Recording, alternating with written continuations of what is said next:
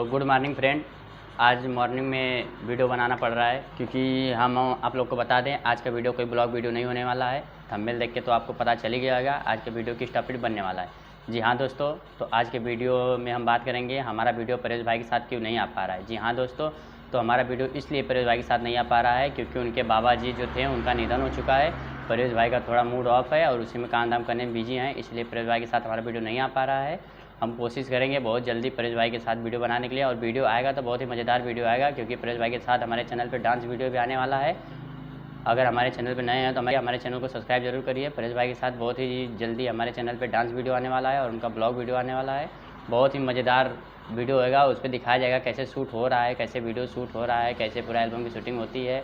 तो हमारे चैनल पर अगर नए हैं तो हमारे चैनल को सब्सक्राइब करिए, लाइक करिए।